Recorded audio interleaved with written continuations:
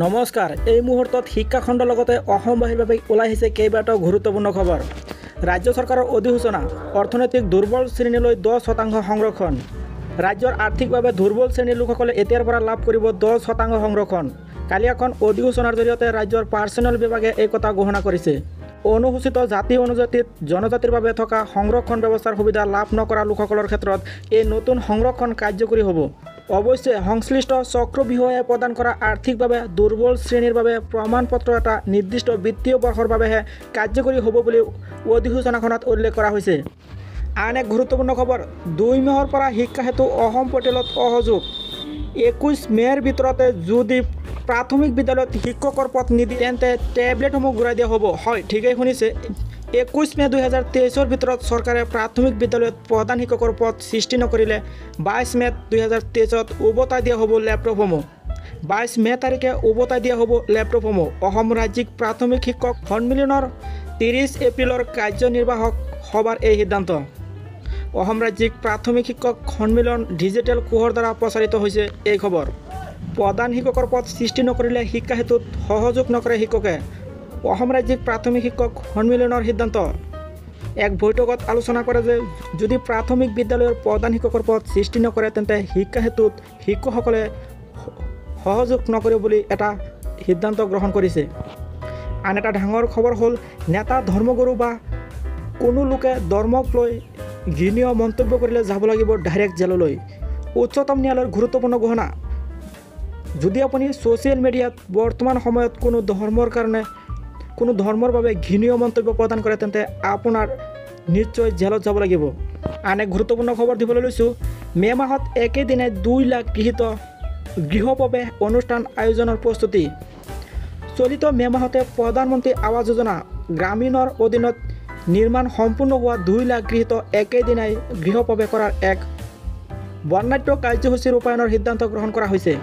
মাননীয় মুখ্যমন্ত্ৰী ডক্টৰ হিমন্ত বিশ্ব শৰ্মা ডাঙৰীয়াই আনুষ্ঠানিকভাৱে এই কাৰ্যসূচীৰ শুভাৰম্ভ কৰাৰ খন্তেক পিছতে অসমৰ সাংসদ, মন্ত্ৰী, বিধায়ক, জিলা পৰিষদ, আঞ্চলিক পঞ্চায়ত, গাঁও পঞ্চায়তৰ জনপ্ৰতিনিধি, খণ্ড উন্নয়ন বিষয়াৰ লগতে উন্নয়ন খণ্ডত কৰ্মৰত বিষয়া কৰ্মচাৰীকে আদি কৰি বিশিষ্ট ব্যক্তিসকলক সামৰি মুঠ 2 লাখ মানুহে একেদিনাই 2 লাখ প্ৰধানমন্ত্ৰী আৱাস যোজনা গ্ৰামীণৰ গৃহ উৎপাদন কৰিব।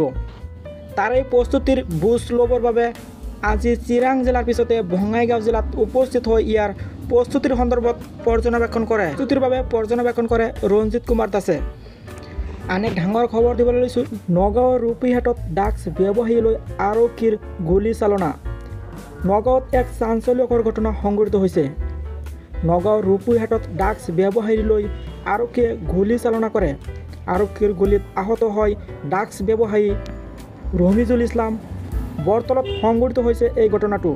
জানিব পৰা মতে ড্ৰাগছ ব্যৱসায়ী ৰমিজুল ইছলামে পলাবলৈ চেষ্টা কৰোঁতে আৰক্ষীয়ে গুলীচালনা কৰে। আৰক্ষীয়ে ড্ৰাগছ ব্যৱসায়ীটোৰ পৰা 75টা ড্ৰাগছ ভৰ্তি কণ্টেইনাৰ জব্দ কৰিছে। সম্প্ৰতি চিকিৎসালয়ত ভৰ্তি কৰোৱা হৈছে গুলীবদ্ধ ৰফিজুল ইছলামক। আজি 1 মে' শ্ৰমিক দিৱস। সমগ্ৰ বিশ্বজুৰি প্ৰতি বছৰে আজিৰ দিনটো শ্ৰমিক দিৱস ৰূপে উদযাপন কৰা হয়।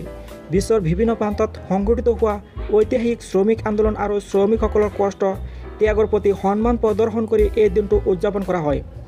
1989 চনৰ আন্তৰ্জাতিক সমাজবাদী ফেডাৰেশ্যন দলসমূহ আৰু ট্ৰেড ইউনিয়নসমূহে 1 মে'ৰ দিনটো প্ৰথমবাৰৰ বাবে শ্ৰমিকসকলৰ বাবে উদযাপন কৰাৰ সিদ্ধান্ত গ্ৰহণ কৰিছিল। এই সিদ্ধান্তৰ অন্তৰালত আজি 1986 চনত আমেৰিকাৰ হেইমাৰ্কেটত সংঘটিত হয় এটি দুৰ্ঘটনা। উল্লেখ্য যে 1986 চনৰ 4 মে'ত আমেৰিকা যুক্তৰাষ্ট্ৰৰ হেইমাৰ্কেটত শ্ৰমিকসকলে নিজৰ দাবীৰে উলিওৱা এক প্ৰতিবাদৰ সময়ছোৱাত আৰক্ষী আৰু শ্ৰমিকসকলৰ সংঘৰ্ষণত প্ৰাণ হেৰুৱাবলগীয়া হৈছিল বহুতে। তাৰে শ্ৰদ্ধাঞ্জলি ৰূপে প্ৰথমবাৰৰ বাবে মে' দিৱস অথবা শ্ৰমিক দিৱস পালন কৰা হৈছিল। এই প্ৰতিবাদৰ অন্ততে পূৰ্বেৰ দিনটো প্ৰায়ভাগ সময় ন্যূনতম মূল্যৰ বিনিময়ত ঘেবাৰী গটা শ্ৰমিকসকলে 8 ঘণ্টা শ্ৰমদান, 8 ঘণ্টা বিশ্ৰাম আৰু 8 ঘণ্টা আমোদ প্ৰমোদৰ বাবে লাভ কৰিছিল। এই সকলো প্ৰতিবাদ কষ্ট ত্যাগ প্ৰত্যেক কৰি অহা কলা সাহিত্য আৰু সচেতন সমাজে অতি শীঘ্ৰেই যোগ দিলে শ্ৰমিকসকলৰ আন্দোলনত। ফলত পিছ হুহুকিবলৈ বাধ্য হ'ল চৰকাৰ আৰু পুঁজিপতিসকল। একেই উদ্দেশ্যেৰে সৃষ্টি হ'ল বহু বিশ্ববিখ্যাত গ্ৰন্থ, কবিতা অথবা গানৰ। তাৰ ভিতৰতে অন্যতম আছিল মেক্সিক গৰ্কিৰ মা। 1906 চনত ৰাছিয়াৰ এগৰাকী মহিলা শ্ৰমৰ প্ৰেক্ষাপটত লিখা এই গ্ৰন্থই নিমিষতে সৃষ্টি কৰিছিল এক আলোকৰণৰ। সমগ্ৰ বিশ্বত শ্ৰমিকসকলৰ কষ্ট স্বীকৃতি দিয়া হ'ল, অনুধাৱন কৰিবলৈ সক্ষম হ'ল তেওঁলোকৰ শ্ৰম। আন এক গুৰুত্বপূৰ্ণ খবৰ, শিক্ষকসকলৰ বাবে ডাঙৰ খবৰ। শিক্ষা বিষয়ে খুলিব লাগিব ফেচবুক, টুইটাৰ, ইনষ্টাগ্ৰাম একাউণ্ট। যদি আপুনি এতিয়াও ফেচবুক, টুইটাৰ, ইনষ্টাগ্ৰাম একাউণ্ট খোলা নাই, অতি সোনকালে কৰি লওক, কাৰণ শিক্ষা বিভাগৰ জৰুৰী নিৰ্দেশ। যদি আপুনি শিক্ষা বিভাগৰ টুইটাৰ, ফেচবুক একাউণ্ট ফ'ল' কৰা নাই, অতি সোনকালে কৰিব লাগিব, কাৰণ নিয়মীয়াকৈ চাব লাগিব সৰ্বশিক্ষাৰ সামাজিক মাধ্যমৰ পৃষ্ঠাবোৰ।